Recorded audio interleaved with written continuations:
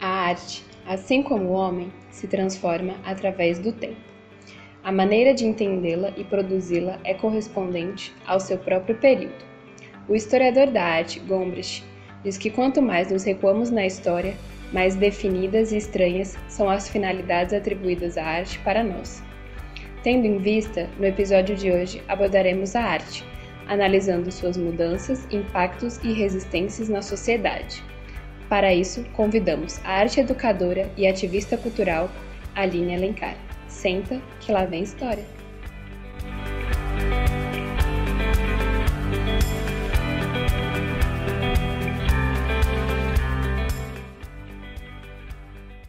Olá, eu sou a Luara e seja bem-vindo a mais um episódio do Senta, que lá vem história.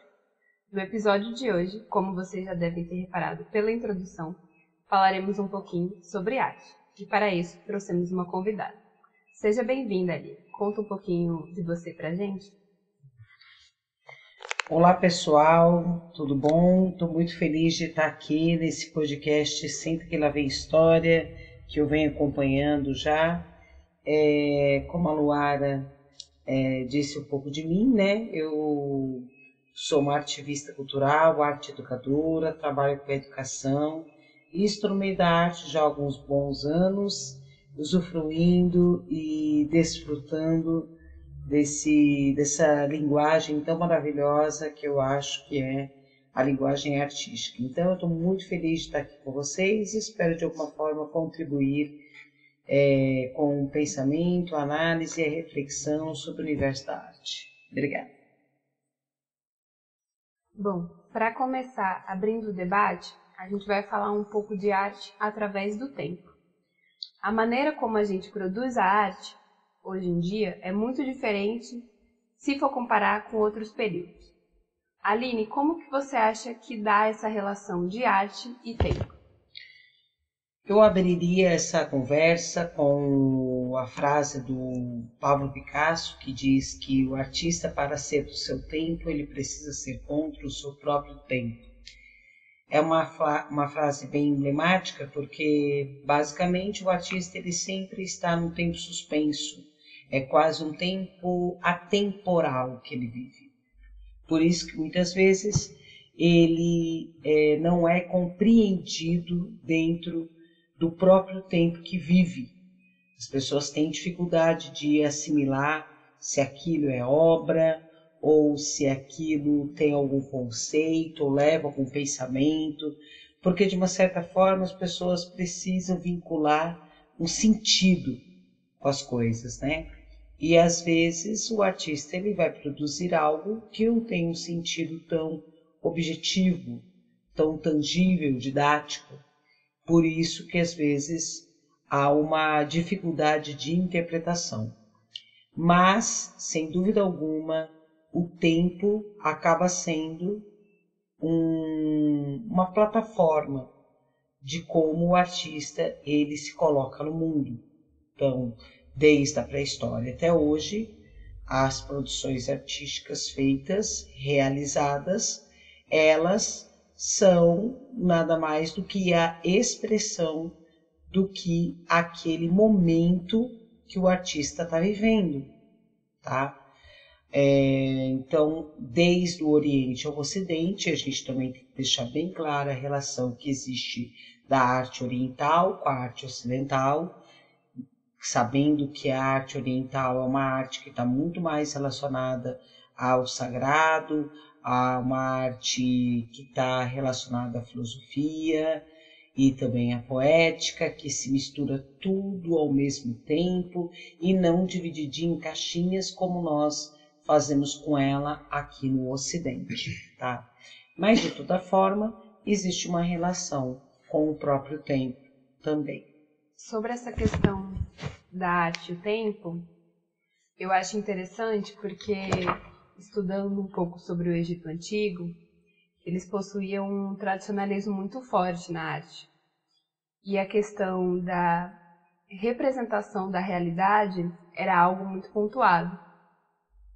Estudando um pouquinho também sobre pré-história e as discussões que se faz acerca disso, coloca em mim vários questionamentos de como essas mudanças elas são evidentes, né? Hoje em dia a gente tem um tradicionalismo talvez não tão forte na sociedade, muito por vezes por causa da vanguarda, né?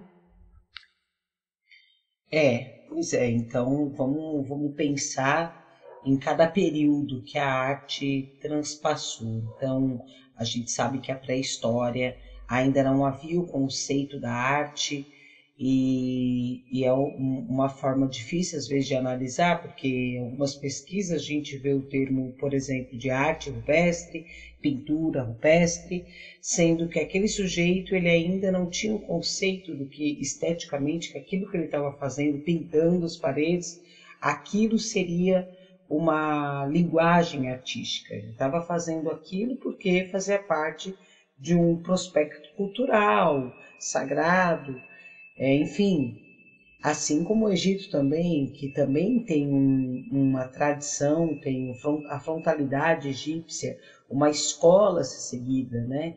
Mas também tinha uma relação com o sagrado, com a morte. Tanto é que as figuras maiores que eram pintadas dentro da arte egípcia eram os faraós e seus deuses. Eles também tinham uma questão de contar uma história com aquilo que eles pintavam. Então, havia uma relação de sagrado. Por isso que a Grécia é considerado o berço, entre aspas, da cultura ocidental, porque ela vai desmistificar isso e trazer o quê? Um certo conceito, vai dividir uma certa ciência a arte também. E aí o mundo vai ser começado a olhar o mundo da arte com outros olhos, nesse sentido. E aí a gente vai entrar para um período que é um período de uma escola, de um academicismo muito maior, que é onde precisava de uma certa rigidez para ser seguida, até mesmo por conta da ideia do que? Da imitação da natureza, a idealização da imitação da natureza. Então, tirar das costas o que foi o Renascimento, dando o exemplo, né, meados do século XV e XVI, que perdurou durante muitos séculos a escola renascentista e a forma com que eles pintavam, desenhavam, esculpiam, foi algo muito complicado, muito difícil, até chegar nas vanguardas. Então, por quê? Porque aquilo era um modelo idealizado pelo homem. Né? Então, a ciência estava lá em cima, então precisava o quê? Colocar o ser humano no centro do universo. E aí a gente vai ver que não é só no mundo da pintura, a gente vai perceber que isso aconteceu no teatro, a gente vai perceber que isso vai acontecer na música, e foi um século, por exemplo, século XV, que vai nascer formas que seguiram padrões que as pessoas respeitaram como padrões oficiais até hoje. A gente vai falar do balé clássico, a gente vai falar da música clássica.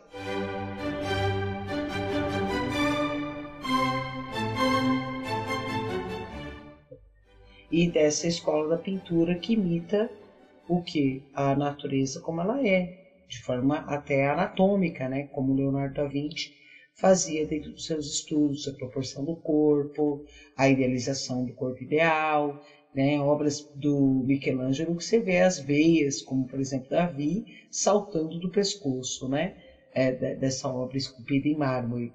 Então, tudo isso fez parte dentro de uma escola e que, para ela poder ser modificada a partir do meados do século XIX, com o surgimento das vanguardas, foi algo muito difícil, que sofreu muito preconceito, que sofreu uma falta de aceitação, inclusive pela própria comunidade artística, porque pensa que Renoir, Monet, Manet, todos eles, né, que foram os impressionistas que iniciaram esse pontapé com as vanguardas, não sofreram uma grande rejeição, não só por parte da sociedade, que tinha uma dificuldade em aceitar que a imagem não era mais a ideia dela ser nítida, mas trazer um outro conceito para a imagem, foi muito difícil acontecer. Por isso que só foi aceita anos e anos depois. E isso é natural acontecer no universo da arte.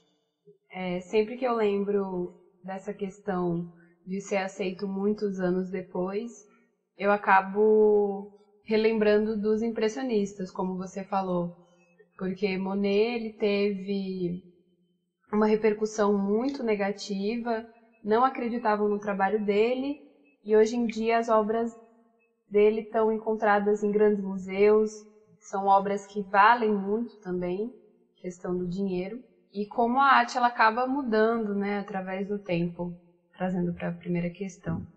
No momento, agora eu estou fazendo uma leitura do livro Caliban e a Bruxa, e tem uma nota de rodapé, se eu não me engano, a 57, que a autora coloca que os artistas, durante a Reforma, no século XVI, alguns artistas, abandonaram seus ateliês e se juntaram aos camponeses à luta. E isso me trouxe uma reflexão do artista não só como sujeito que vai produzir arte, mas um sujeito também dotado de força política e de muita resistência. Para você, como que é essa relação da arte com a política e a resistência? O artista, em sua grande maioria das vezes, ele tem um pensamento e um envolvimento, um modo de vida que está muito mais dentro de uma poética, de uma sensibilidade, do que a própria sociedade. Então, por isso que ele se sensibiliza com facilidade às questões que envolvem o ser humano. E a luta política é uma questão, obviamente, que envolve o ser humano. Então, você vai ver as frentes, né, principalmente voltadas às frentes da arte, sempre em prol do bem-estar do sujeito. Então, quando acontecem situações como hoje em dia, o artista, em grande maioria, vai estar ao lado de quem? Do povo. Vai estar, porque o artista ele não pode estar munido de preconceitos.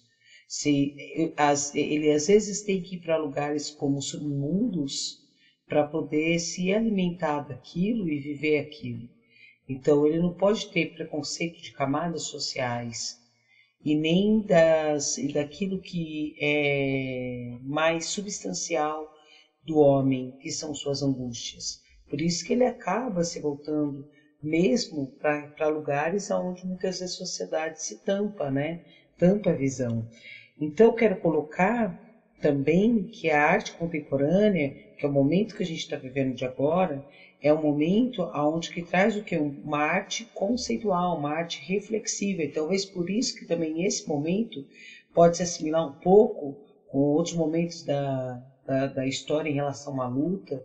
Por quê? Porque a gente vai trazer um traço interessante no que envolve o pensamento, do que envolve aquela época. Então, hoje, a gente está falando de uma arte onde que as pessoas estão muito mais preocupadas em trazer uma reflexão como a natureza, como a forma ambiental, o modelo que a gente tem de vida. Aí a gente pega a arte minimalista, a gente pega a land art, que não faz só trazer aquela arte contemplativa, de você ficar admirando, mas é uma arte que vai trazer uma reflexão para a sociedade, uma crítica social, ambiental, ou seja, vai trazer um estado de análise do pensamento. E aí a gente vai sair daquela ideia, daquela arte que vai trazer o progresso, a utopia ou só a esperança, mas aproximando ela da nossa realidade.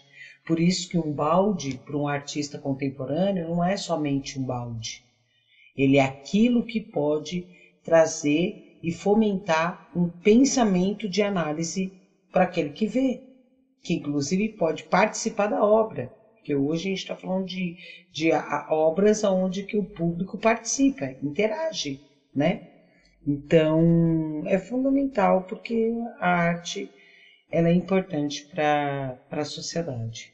Sobre essa questão da arte contemporânea, o balde, muitas pessoas eu vejo ainda pela internet e rodas assim de conversa que não consideram esse balde do artista contemporâneo como arte.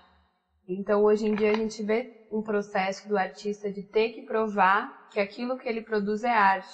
Só porque, às vezes, não desejou tanta técnica, não retira o mérito. Pois é, justamente porque eu acho que a ideia hoje é a reconfiguração da existência.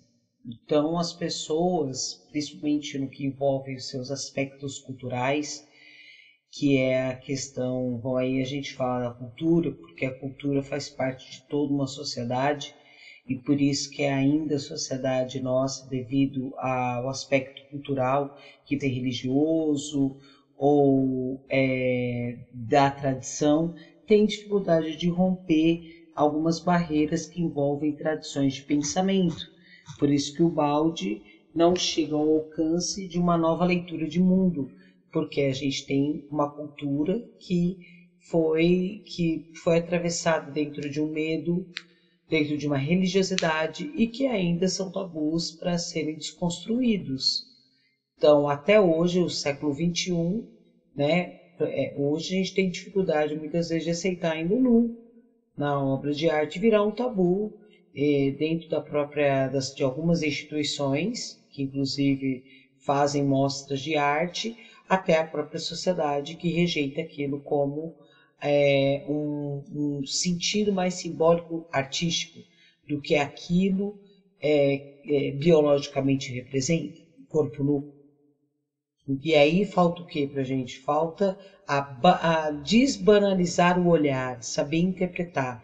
E aí eu volto na questão da educação. A gente precisa ter uma educação que consiga mostrar para as pessoas leituras de mundo, interpretações de mundo, que faça ele pensar, que ele refletir, aprenda a chegar a esse ponto, sabe? E não simplesmente só julgar pelo julgamento. Por isso que as pessoas têm dificuldade realmente de assimilar, porque as instituições também têm medo de perder o poder. Porque tire o poder e dê a afirmação para um povo que se afirma, do que um povo que também somente quer se empoderar. Porque se também se quer só se empoderar, vai precisar do outro, o subalterno, para poder ter o poder. Que é o que acontece muitas vezes com as grandes instituições como a igreja, né? A respeito do nu, é interessante que até as plataformas digitais, como o Instagram, acaba censurando a nudez, né? Então, às vezes você posta uma foto, principalmente os seios femininos, e eles são censurados. Se eu não me engano, teve um caso que uma artista ela postou foto de uma pintura de uma mulher, do peito dela, e a pintura foi censurada do Instagram. E houveram até protestos contra esse ato.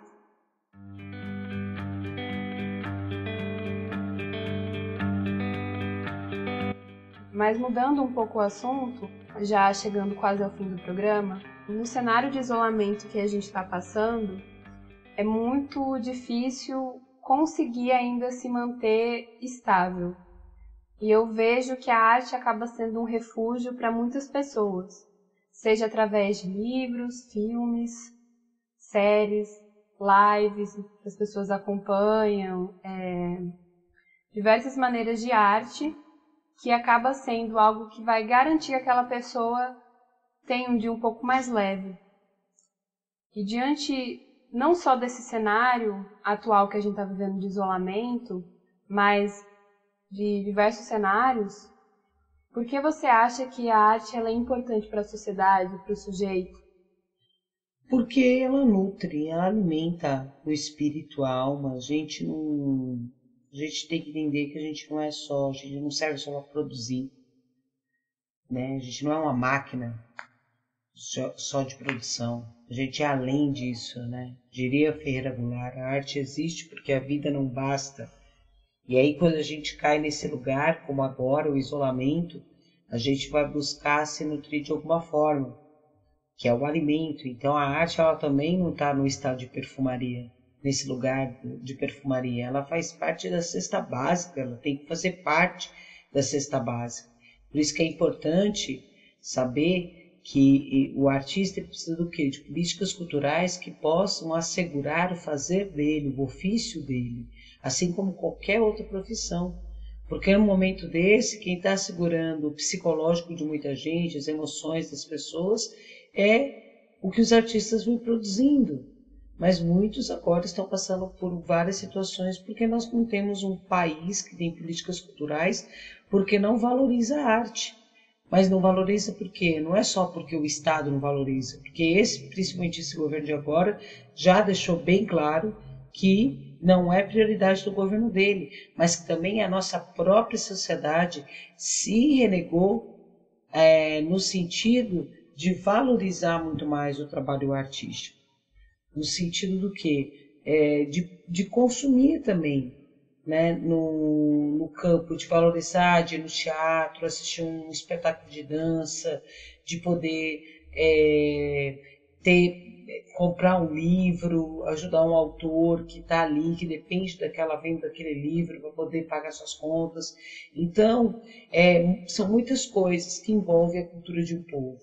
Então, um povo sem cultura é um povo que não pensa, porque a cultura, no sentido da arte, quando a arte está dentro de um aspecto cultural, ela vai trazer esse lugar, esse alimento, um alimento que não é palpável, mas é um alimento que vai nutrir o espírito humano. Então, ela é fundamental para que a gente permaneça em pé e saiba que a gente é muito mais do que aquilo que a gente é, que a gente é potência criativa e criadora, e que esse ócio que a gente tem vivido hoje é um ócio em construção, que pode fazer com que a gente alcance lugares que ainda a gente não conheceu dentro da gente mesmo. E que esse lugar, que é o ócio criativo, é fundamental para a criação também do artista. Então é isso aí, vamos se nutrir nesse momento, mas também sair da nossa bolha, tá? E conhecer outras plataformas artísticas também que estão acontecendo aí. Grande fala. E para finalizar o programa de hoje, que essa conversa foi muito boa e eu sei que os ouvintes que estão ainda aí estão aproveitando muito esse momento de grande reflexão. Eu gostaria que você indicasse para os nossos ouvintes materiais para que eles possam se aprofundar ainda mais nesse assunto de arte. Bom, vou passar então 3 livros que eu acho que vai falar um pouco da história da arte. O primeiro que eu indicaria é a História da Arte do Gombrich, para quem gosta de leituras, né? Leituras, grandes leituras. Tem também Arte Moderna do Júlio Carlo Argan e também Arte Contemporânea, que eu gosto muito, do Archer, que vai colocar um panorama no momento que a gente vive, né, da arte contemporânea. Aí filmes, tem Modigliani do Henri Garcia, que é muito bacana também, que mostra essa transição, inclusive das vanguardas, né, do cubismo, enfim, e o Sorriso de Mona Lisa, que é um grande filme feito pela Julia Roberts, que faz uma professora de artes que vem para revolucionar uma universidade, e ela faz isso. Então é isso aí. De indicação, tem no YouTube uma minissérie que foi produzida pela BBC, chamada Os Impressionistas, que vai narrar a história de alguns pintores.